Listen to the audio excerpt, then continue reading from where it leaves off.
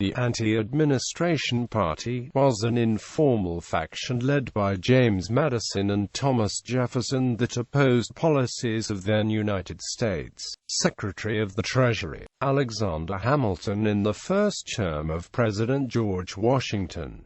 This was not an organized political party, but an unorganized faction. Most had been Anti-Federalists in 1788, meaning they opposed ratification of the Constitution of the United States. However, the situation was fluid, with members moving in and out. Although contemporaries often referred to Hamilton's opponents as Anti-Federalists, historians prefer not to use this term, because several leaders supported ratification, including Virginia Congressman James Madison. Madison joined with former Anti-Federalists to oppose Hamilton's financial plans in 1790. After Jefferson took leadership of the opposition to Hamilton in 1792, the faction became a formal party, Jefferson's Republican Party. History. At the Constitutional Convention in 1787 and during the ratifying process in 1788, Madison was one of the 2 or 3 most prominent advocates of a strong national government. He wrote the Federalist Papers, together with Hamilton and John Jay. In 1789 to 1790, Madison was a leader in support of the new federal government.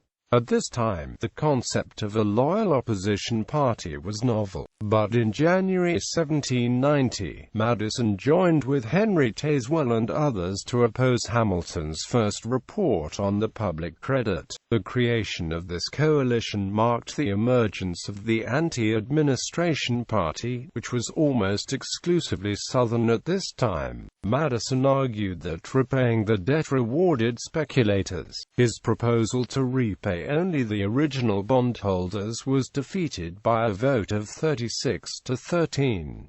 Hamilton's report also provided for the assumption of state debt by the federal government.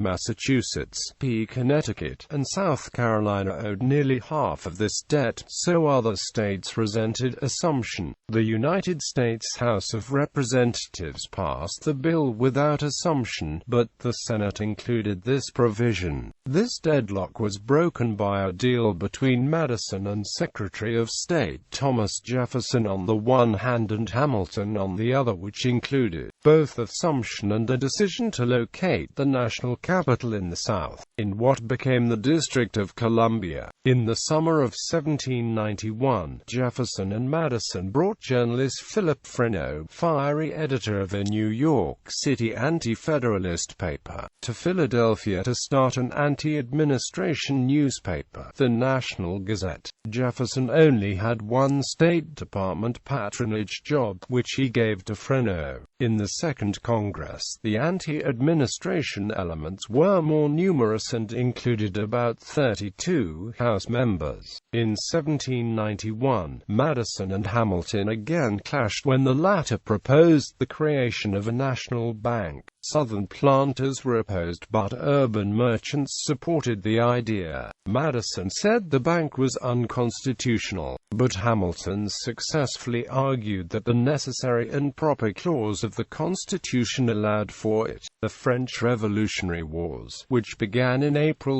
1792, hardened the differences between the factions. The pro-administration party generally supported the British side, or wished to remain neutral, while the anti-administration party supported the French side. Jefferson joined the party in 1792, and it contested the election that year under the name Republican. Politics now became more stable, with well-defined parties, thereby creating the first party system which lasted 2 decades.